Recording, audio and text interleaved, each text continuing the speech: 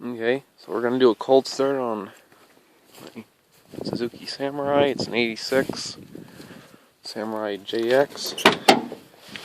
Hasn't been started in, I think, what, 2 weeks? 2 weeks now, I think it is. It's just been sitting right here, parked. Got a couple pumps, gas pedal. See what it'll do.